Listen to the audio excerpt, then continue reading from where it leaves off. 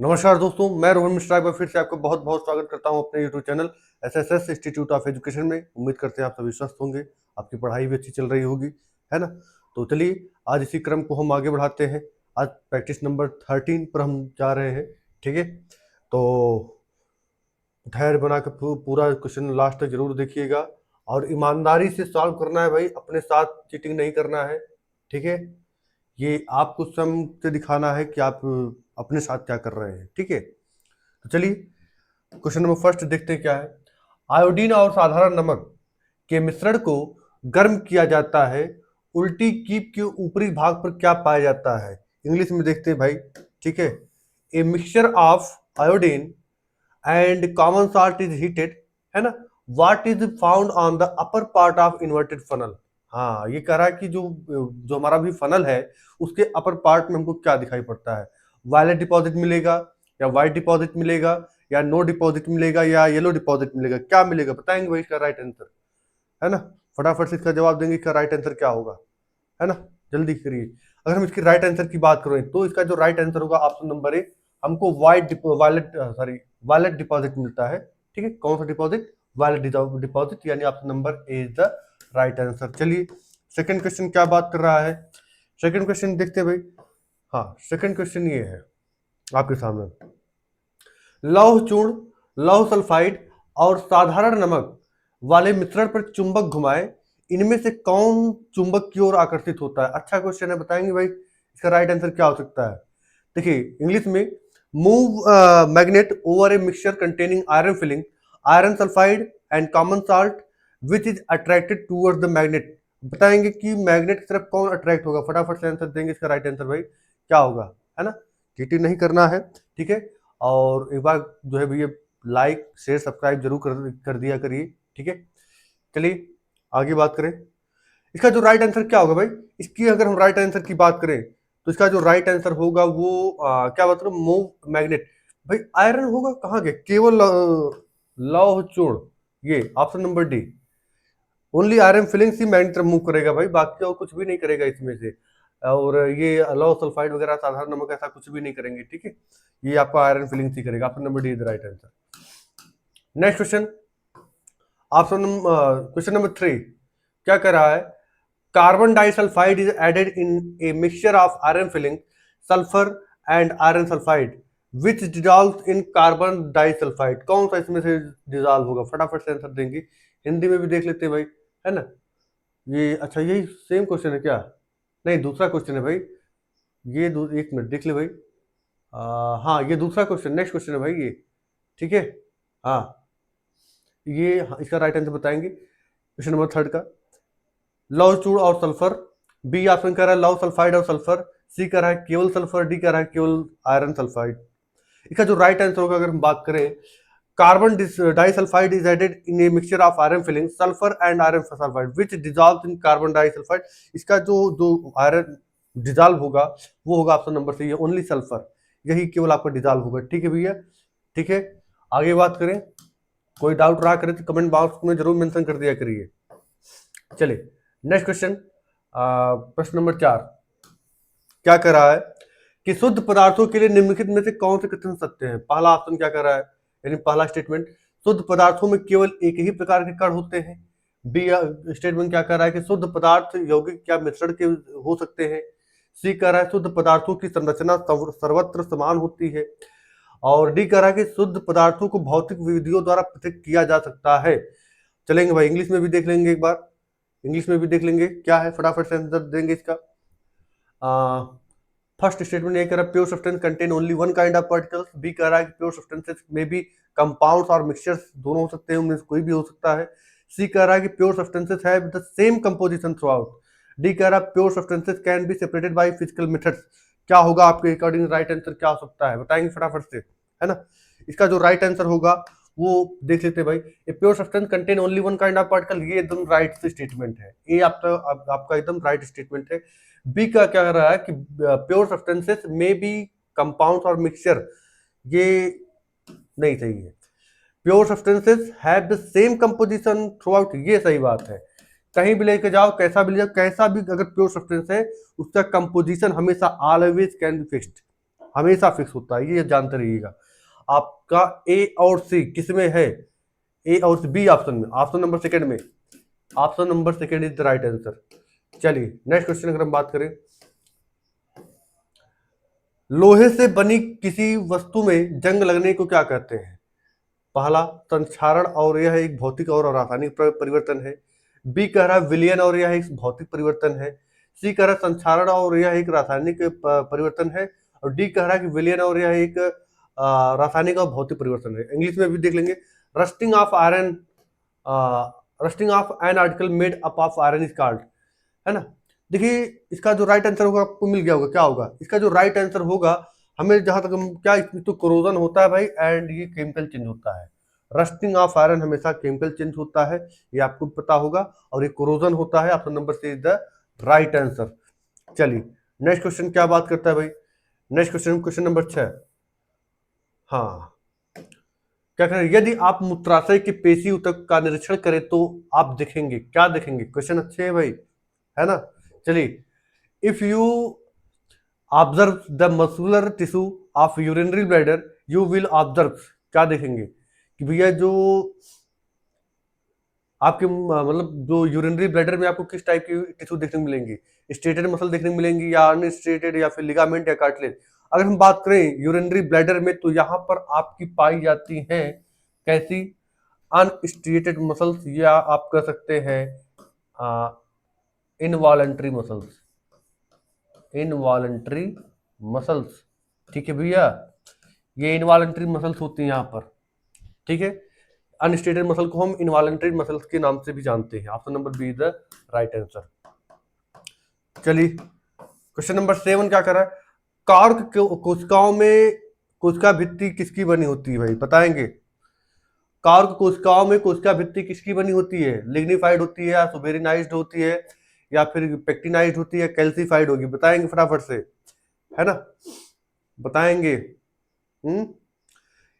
देखिए अगर हम बात करें तो ये लिग्नाइज, इसका हम ऑलरेडी चर्चा कर चुके हैं, ये स्क्लेरेंकाइमा होता है, स्क्लेरेंकाइमा, स्क्लेरेंकाइमेटस सेल में पाया जाता है ये, ठीक है। पेक्टिनाइज्ड ये कॉलेनकाइमेटस सेल में पाई जाती है, कॉलेनकाइमेटस सेल में पाई जाती है, टिश्यू में पाई जाती है, जो भी कह ले जी आप। Suberinized, option number B is the right answer, B is the right. जो कार्क होती है वो किसकी बनी होती है? सुबेरिन की बनी होती है। किसकी बनी होती है भैया? सुबेरिन की बनी होती है। चलिए ठीक है, आगे बात करते हैं, नेक्स्ट क्वेश्चन। कौन सी मांसपेशियां कभी थकती नहीं है? बताएंगे भाई, कौन सी मांसपेशियां है भाई, है ना। इजी क्वेश्चन अभी आ गया होगा आपके पास। चलिए, which muscles are never get tired? Cardiac muscles होती हैं या स्टेटेड मसल होती है, नॉन स्टेटेड होती है, नॉन ऑफ दीज? कौन सा हो सकता है? ये जो होती है भैया आपकी होती है हृदय की मांसपेशियां, नेवर कैन बी टायर्ड। ये कभी भी पूरे, अगर ये टायर्ड हो जाएंगी तो भाई लाइफ से भी हमको टायर्ड होना पड़ेगा, है ना। ये टायर्ड हुई हमारी लाइफ भी रिटायर्ड हो जाएगी, है कि नहीं। तो इस चीज को ध्यान रखना है, cardiac muscle is the right answer. Next question क्या बात करता है, क्वेश्चन नंबर 9। रवि सूक्ष्मदर्शी के नीचे उपस्थित की एक स्थायी स्लाइड का अवलोकन कर रहा था, उसके द्वारा देखे गए ऊतकों के प्रकार का नाम बताइए, है ना। बताएंगे। अगर क्वेश्चन पसंद आ रहे हो भैया, लाइक शेयर सब्सक्राइब करना ना भूलेंगे, ठीक है भैया। आगे बात करते हैं। हाँ तो भाई बताइए, रवि कैसा टिश्यू देख रहा है भाई? हाँ बताएंगे, है ना। Ravi was observing a permanent slide of cartilage under a microscope, name the kind of tissue observed by him, है ना। भैया उसने कार्टिलेज देखा है, और कार्टिलेज किस टाइप की मसल्स होती हैं? स्टेटेड होती हैं या पिथिलियल होती हैं या मस्कुलर होती हैं या एडिपोज टिश्यू होती है? कौन सी होंगी बताएंगे, है ना। बताएंगे इसका जो राइट आंसर क्या हो सकता है? परमानेंट कार्टिलेज अंडर, ठीक है। अगर हम इसकी बात करें कार्टिलेज की, है ना, slide of cartilage under a microscope, देखिए यहाँ पर एक ऑप्शन हो गया है गलत, ठीक है। क्योंकि कार्टिलेज जो होता है भैया, ये आप कहीं से किसी एक ऑप्शन, चलो मैं मस्कुलर काट दे रहा हूँ, ठीक है, ये ऑप्शन आपका गलत है। यहाँ पर होना चाहिए कनेक्टिव टिश्यू, ठीक है, कनेक्टिव टिश्यू, ठीक है। क्योंकि कार्टिलेज आपका क्या होता है? कनेक्टिव टिश्यू का एग्जांपल होता है ये कार्टिलेज, ठीक है भैया। तो उसने कार्टिलेज को देखा है अंदर, कार्टिलेज आपका बेटा एक कह सकते हैं ये आपकी होती है क्या, ये होती है आपकी कनेक्टिव टिश्यू, ठीक है। इसमें ये काटेंगे भाई, है ना, ये आपको काटेंगे, ये कनेक्टिव टिश्यू होती है, ठीक है भैया। ये कंप्लीट कर दो भाई। चलो नेक्स्ट क्वेश्चन, क्वेश्चन नंबर 10। धारीदार मांसपेशी फाइबर में उपस्थित केंद्रकों की संख्या है, तो क्या कर रहा है, the number of nuclei present in striped muscle fibre is, एक होता है, स्ट्रिप्ड मसल की बात कर रहा है ना, यहाँ मेनी न्यूक्लियस पाया जाता है, मल्टी न्यूक्लिएटेड होता है ये पे।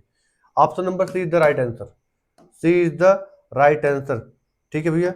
चलिए आगे बात करते हैं, क्वेश्चन नंबर 11।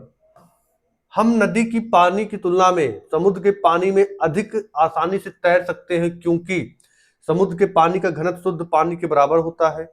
बी कह रहा है नदी के पानी का घनत्व समुद्र के पानी से अधिक होता है। सी कह रहा है समुद्र के पानी का घनत्व नदी के पानी से अधिक होता है। डी कह रहा है नदी के पानी का घनत्व शुद्ध पानी के बराबर होता है। क्या होता है राइट आंसर, बताएंगे फटाफट। इंग्लिश में भी देख लेते हैं भाई एक बार। क्या रहा, we can swim more easily in sea water than in river water because, first option कह रहा है density of sea water is equal to that of pure water. B कह रहा है density of river water is more than of sea water. C कह रहा है density of sea water is more than the river water. यही आपका right answer है, option number C is the right answer. क्यों भैया, क्योंकि जो आपका सी वाटर की जो डेंसिटी होती है वो रिवर वाटर से अधिक होती है। Option number C is the right answer, ठीक है। हिंदी में भी यही ऑप्शन आपका सी आएगा, कौन सा, ये समुद्र के पानी का घनत्व नदी के पानी से अधिक होता है। Option number C is the right answer. चलिए भैया आगे बात करते हैं। निम्नलिखित में से कौन सी ऊर्जा की इकाई नहीं है, निम्नलिखित में से कौन सी ऊर्जा की इकाई नहीं है, बताएंगे भाई। इसमें से ऊर्जा की इकाई कौन सी नहीं है। Which one of the following is not the unit of energy, joule नहीं होता, या न्यूटन मीटर नहीं होता, या किलोवाट नहीं होता, या किलोवाट वाट आवर नहीं होता, बताएंगे, बताएंगे भाई। देखिए अगर हम इसकी राइट आंसर की बात करें तो इसका जो राइट आंसर होगा वो होगा आपका right answer number C, kilowatt, kilowatt, ठीक है। ऊर्जा की यूनिट जो है आपका जूल भी हो सकती है, न्यूटन मीटर भी हो सकती है, किलोवाट आवर भी होता है, लेकिन किलोवाट नहीं होती भैया ये, ठीक है। आगे बात करते हैं। हाँ, किलोवाट किसकी इकाई है, किलोवाट किसकी इकाई बताएंगे भाई। किलोवाट जो भी हमने देखा है ना, तो किसकी इकाई है बताएंगे जरा। तो ये मोमेंटम का है, या फोर्स का है, एनर्जी कंज्यूम का है, या पावर का है, किसका हो सकता है, फटाफट से इसका जवाब देंगे भाई, सही आंसर दीजिएगा, ठीक है। चलिए अगर हम इसके राइट आंसर की बात करें तो इसकी जो राइट आंसर होगा ये एनर्जी कंज्यूम्ड, यानी उपभुक्त ऊर्जा, उपभुक्त ऊर्जा, ठीक है भैया। इसका right answer number C is the right answer, ठीक है। चलिए फिर क्या कर रहा है, क्वेश्चन नंबर 14 पर देखते हैं क्या बात करता है। एक साधारण लोलक में जब वह माध्य स्थिति पर होता है ऊर्जा का प्रकार होता है, कैसा होता है बताएंगे भाई, सही सही आंसर है ना, फटाफट से आंसर दीजिए, चीटिंग नहीं करना है, ठीक है। अंग्रेजी में भी देख लेते हैं भाई एक बार क्या कर रहा है। The type of energy possessed by a simple pendulum when it is at the mean position it is, अगर हम बात करें वो अगर मेन पोजीशन पर है तो भाई ये जाहिर सी बात है। हिंदी में भी देखो भाई क्या है, एक साधारण लोलक में जब वह माध्य स्थिति पर होता है ऊर्जा का प्रकार ये साउंड ऊर्जा में होता है। ये तब भैया तब ध्वनि ऊर्जा में उत्पन्न हो जाता है ना, ध्वनि ऊर्जा में होता है। ये ना ये ना होगा, ना बी होगा, ना सी होगा। Option number D is the right answer. फिर 15 क्या कर रहा है, उस भौतिक राशि का नाम बताइए जो बल और विस्थापन के गुणनफल के बराबर होता है, बताएंगे भाई। Name the physical quantity which is equal to the product of force and displacement. इसका आंसर बताएं कि ना बताएं, इसका आंसर बताया जाए या ना बताया जाए, है ना। हम सोच रहे हैं इसका आंसर आप स्वयं दीजिए कमेंट बॉक्स में, ठीक है। क्या करें, बता दिया जाए, नहीं इसको आप करिए, थोड़ा सा आप मेहनत स्वयं करिए, ठीक है। इसका आंसर हम नहीं बताएंगे, आप इसको स्वयं करिएगा, ठीक है। तो चलिए मिलते हैं नेक्स्ट वीडियो में, उम्मीद करते हैं आपको पसंद आया होगा। लाइक्स, अगर आपको भी ये क्वेश्चन ये सीरीज अच्छी लग रही हो तो एक बार लाइक शेयर सब्सक्राइब करना ना भूलें, और इसको जहां तक संभव हो सके, जितना संभव हो सके लोगों तक पहुंचाने का कार्य करिए।